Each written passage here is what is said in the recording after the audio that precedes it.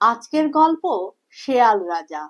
গল্পটি যদি তোমাদের ভালো লাগে তাহলে আমার চ্যানেলটি লাইক, শেয়ার ও সাবস্ক্রাইব করো। একবার শেয়ালরা ভাবলো যে মানুষদের যেমন রাজা আছে, শেয়ালদের কেন থাকবে না। মানুষদের যে রাজা আছে সেটা নিশ্চয়ই তাদের বড্ড ভালো লাগে, নইলে রাজা করবে কেন।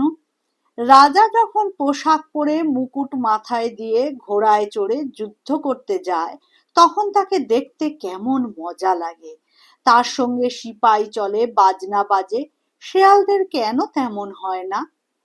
সব শেয়াল বলল, তাই তো, কেন হয় না, চলো আমরা একটা রাজা করি। তখন তারা ভারী খুশি হলো, তাদের একটা রাজা হবে।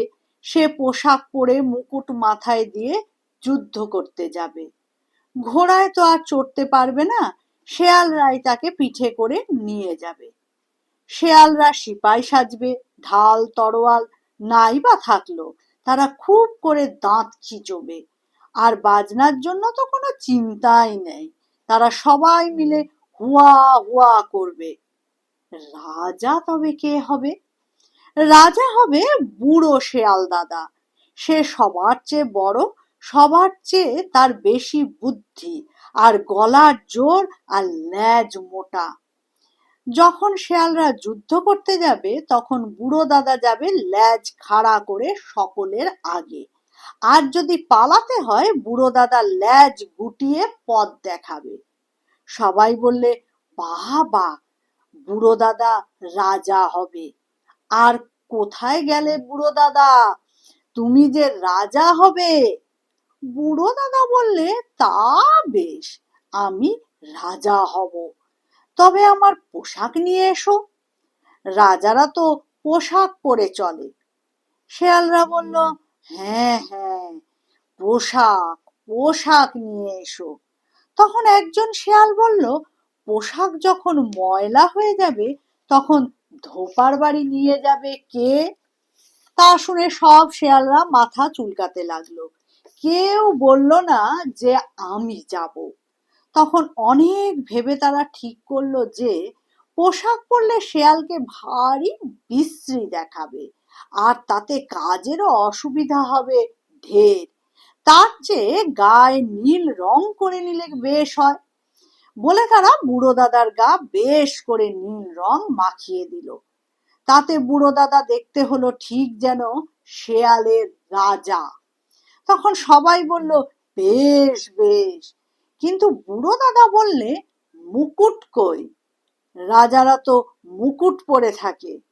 শেয়ালরা বলল, তাই তো, রাজারা যে মুকুট পরে থাকে, শিগগির মুকুট নিয়ে আয়।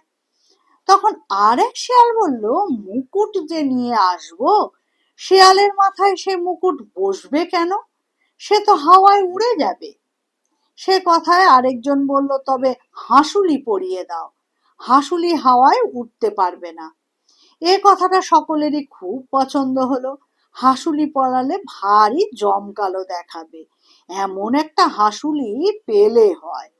তাতে একজন বলল, হাঁসুলির ভাব নাকি, নদীর ধারে ঢের হাঁড়ি পড়ে থাকে, তার তলা উড়িয়ে দিলে খাসা হাঁসুলি হবে। আরেকজন তখন বলল, আরে না, হাঁড়ি বড় ঠুনকো আর ভারী, আর তাতে খোঁচা লাগবে, তার চেয়ে কুলোর মাঝখানটা কামড়িয়ে ফেলে দিলে ভারী সরেস হাঁসুলি হতে পারে, নদীর ধারে ঢের কুলো আছে। অমনি তারা ছুটে গিয়ে খুব বড় দেখে একটা কুলো খুঁজে আনলো। সেই কুলোর মাঝখানে ফুটো করে হাঁসুলি বানিয়ে বুড়ো দাদার গলায় পরিয়ে দিতেই সে রাজা হয়ে গেছে, আর সবাই মিলে তাকে পিঠে করে নাচতে লেগেছে। আর তারা যে যত পারে দাঁত খিচুচ্ছে আর বলছে, হুয়া হুয়া হুয়া হুয়া, এখন আমরা যুদ্ধ করতে যাব। কেউ বলল, কার সঙ্গে যুদ্ধ করবে? আর সকলে বলল, বাঘের সঙ্গে। তারা তো জানে না যে বাঘ সেইখানেই ঝোপের আড়ালে দাঁড়িয়েছিল, সব দেখছে আর শুনছে। সে তখনই বেরিয়ে এসে বলল, বটে রে, আমি তো অমনি তো সকলে মা গো বাবা গো বলে বুড়ো দাদাকে ফেলে ছুটে পালালো। বুড়ো দাদাও তার গর্তে ঢুকতে গিয়েছিল, ঢুকতে গিয়ে তার হাঁসুলি গর্তের মুখে আটকে গেল, আর তার ঢোকা হলো না। ততক্ষণে বাঘও এসে তাকে ধরে নিয়ে গেল। বাঘ কিনা শেয়ালের মামা হয়, তাই সে বুড়ো দাদাকে ধরে নিয়েও তাকে মারলো না, খালি বেঁধে রেখে দিল। যতক্ষণ বাঘ সেখানে ছিল বুড়ো দাদাও মাথা গুজে বসে কাঁপছিল, একবারও মাথা তুলতে পারেনি।